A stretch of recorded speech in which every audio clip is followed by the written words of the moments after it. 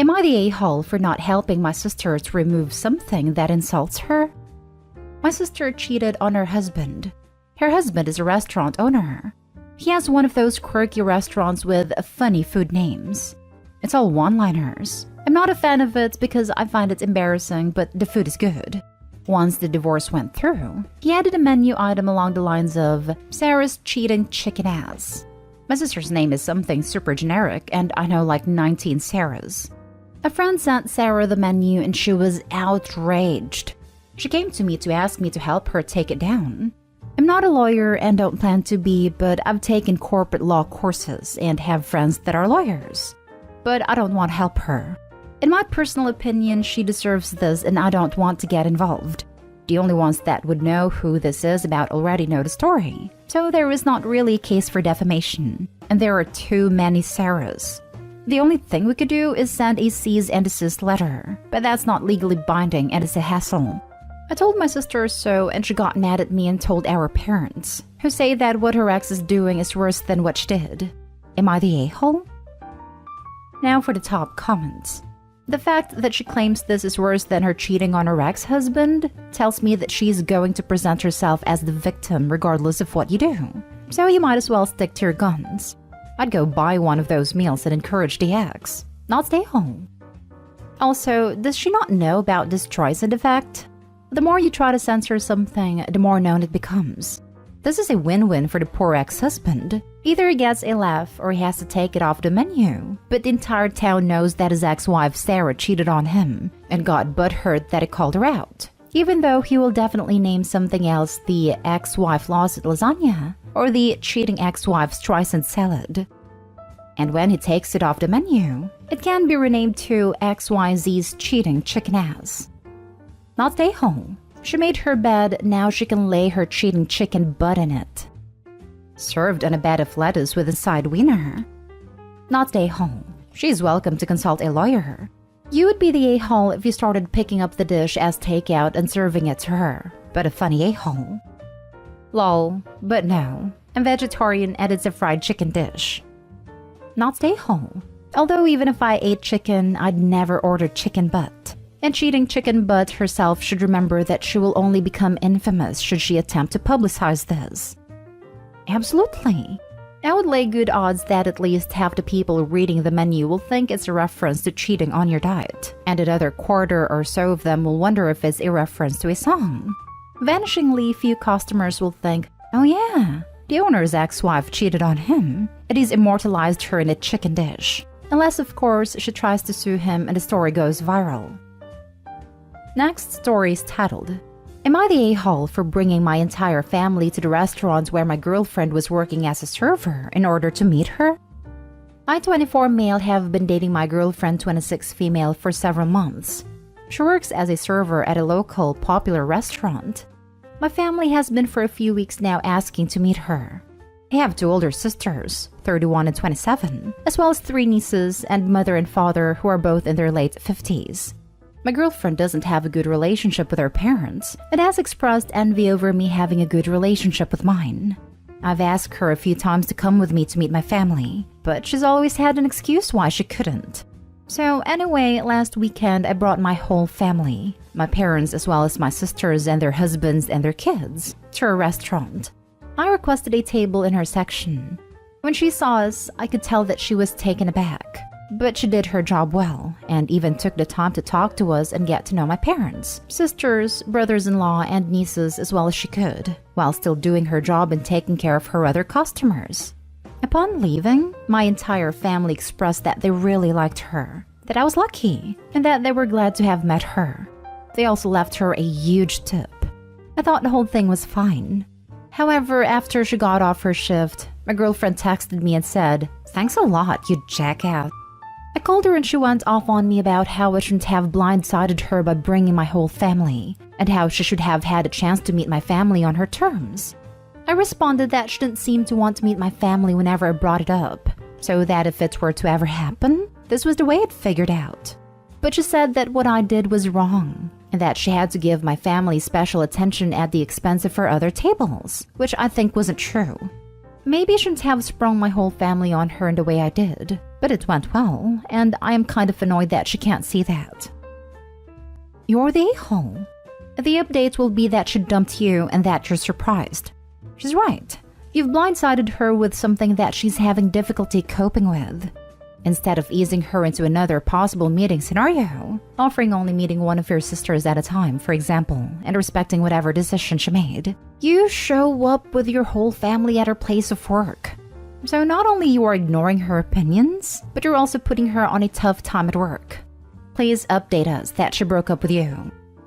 Not only at work, but in a situation in which she literally has to serve them. You're the a-hole. And it's not even as if he turned up with just his parents or just one of his siblings, for example. He blindsided her with his parents, his siblings, their spouses, and their kids. The whole bloody shebang. You're the a-hole, OP. Big time. He's already the a-hole for just showing up with so many people and requesting a specific server section without a reservation. Adding into context that it was his girlfriend's section, and that he was bombarding her with his family she was meeting for the first time, really just catapults this even further into you're the a-hole territory. Beyond a-hole. Oh, you're the a-hole for sure. How uncomfortable for her. Regardless that your family liked her and left a huge tip. Yuck. I'd be so pissed at you if it was me. The fact that you don't see an issue is a huge issue. You should be very apologetic to her. Next story. Am I the a-hole for moving my 3 best friends into my new house when I have a boyfriend? For 6 years, I rented a shared house with my friends Jessica, Megan, and Becky. We each paid $880 a month for rent and utilities, and I'd been saving up for a down payment on my own house. I was in a relationship with Bruce, but he'd said he wasn't ready to live together. So when I wanted to become a homeowner, I figured I need to do it myself. We'd been seeing each other casually for a year and been in a committed relationship for a year for context.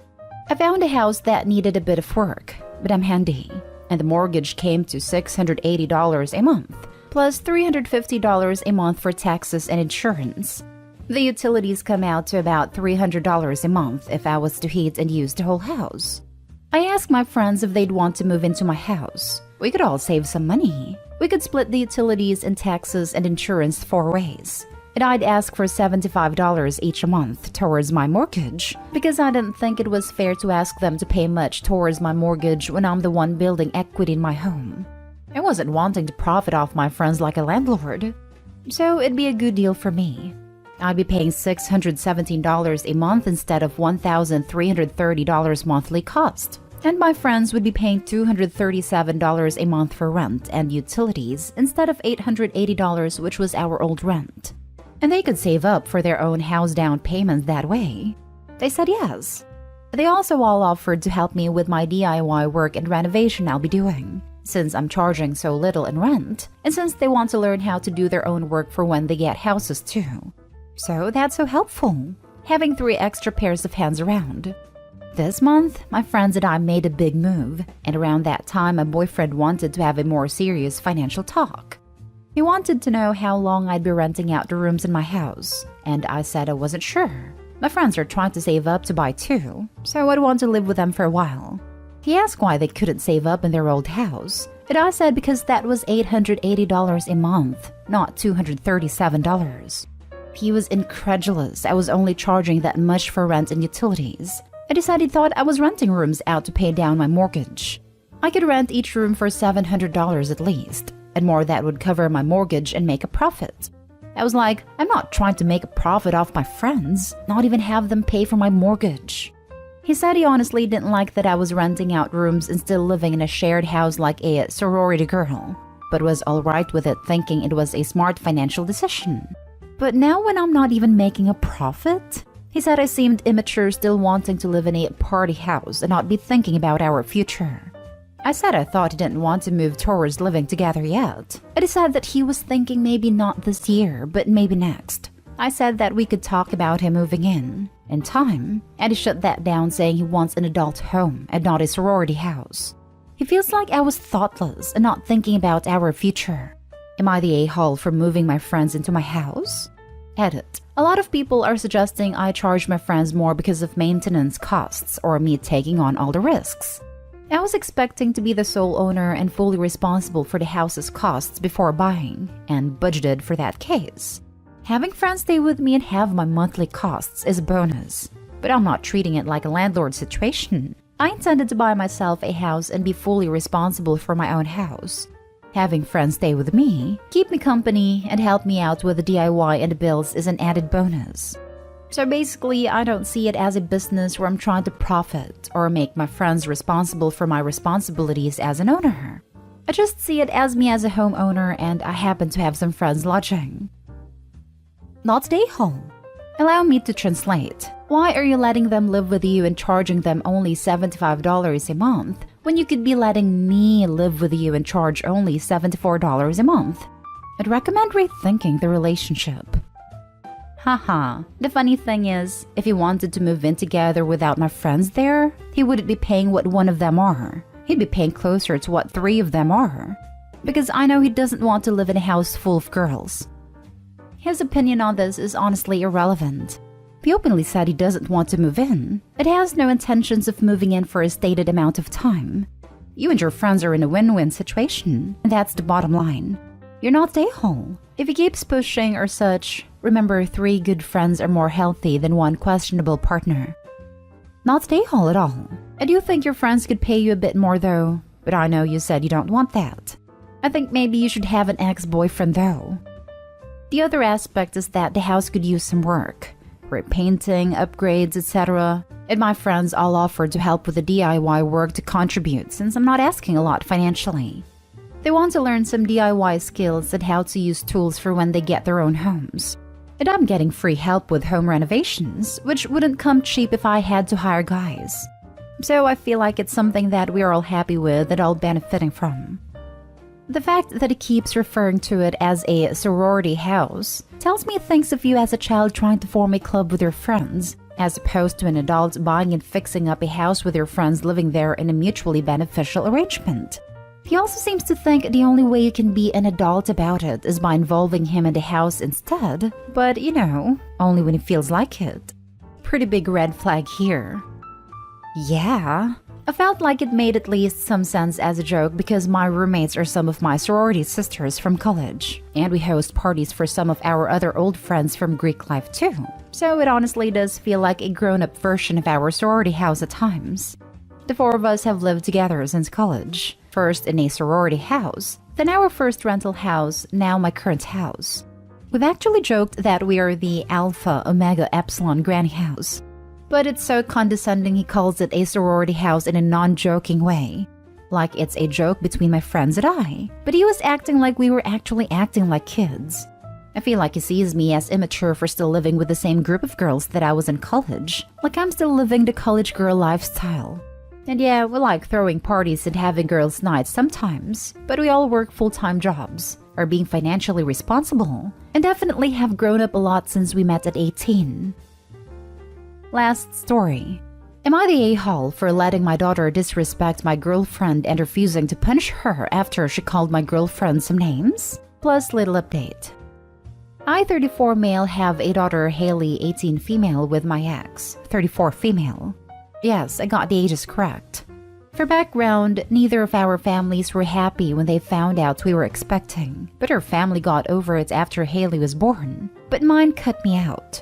The only one who stayed in touch with me was my sister. My daughter doesn't know why I'm not in touch with my family because I don't want her to feel responsible. So my ex and I have always told her that I cut them out because I didn't like them. I have Haley with me every other week, and ex and I split costs of everything regarding her. We are on speaking terms but don't hang out often, only on Haley's birthday and Thanksgiving every year. I haven't been seeing my girlfriend, 36 female, for over a year now. She's not a kids person, doesn't want them, but is on good terms with Haley. My daughter will be leaving for college in another month, so she wanted to go shopping for new clothes and things she will need to set up for her new apartment. She wanted both me and her mother to go with her, and girlfriend wasn't invited. I was happy to, but my girlfriend wasn't. She didn't speak to me, but directly went to Haley and said that Haley was being disrespectful to girlfriend by making me spend a day with my ex.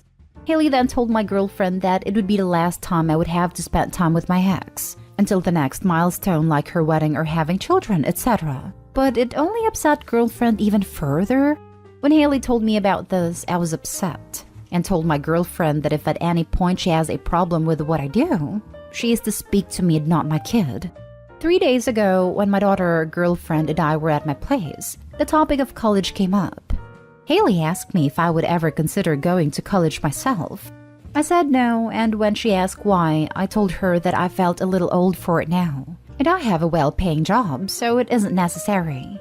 When she asked if I would consider that if we're still 18, my girlfriend literally said, "Of course he would. You do realize that you being born is the reason his family cut him in the first place, right?" Haley got upset/angry and yelled at my girlfriend about how she could just not be happy that Haley has a stable life, and then called her some names. I was in too much shock to say anything, so I just asked my girlfriend to leave. I tried speaking to girlfriend the next day, but she said she wouldn't speak to me unless I punished my daughter to make her apologize to my girlfriend. I said no, I wouldn't make my daughter apologize. She hung up on me, and I have been getting texts from girlfriend's brothers calling me an a-hole for letting my daughter treat their sister like that. Haley has been avoiding me and her mom ever since. She leaves early, comes home late, and is eating out, and I can't help but blame my girlfriend for that. I know name-calling is bad, but I feel like girlfriend brought that on herself. Am I the a-hole here? Now for the top comments before reading the little update. Everyone sucks here except Haley and her mother. You're the a-hole because you haven't dumped your girlfriend. Why would you be with someone who is so disrespectful, insecure, rude, childish, and cruel to your daughter? You also did defend your daughter. I shouldn't have to tell you why your girlfriend is the a-hole. If I do, please see the paragraph above. The woman is jealous of his child, jealous of his ex, deliberately cruel to daughter, and he chooses to keep dating her? Some people's standards are so damn low. Not stay home. Your girlfriend's out of her freaking mind. Dump her immediately. You're the a-hole. She leaves early, comes home late, and is eating out, and I can't help but blame my girlfriend for that. Actually, you should blame yourself. You're the one who lied to your kid in the first place, and you're the one who started a relationship with a jealous, children-hating woman. After what she did, you should have known she would be petty enough to hurt your kid just because. I don't think you're going to see much of your kid from now on. P.S. Can't believe you haven't broken up with a girlfriend. Now for the little update. Dumped her. Just got off the phone. Thank you all.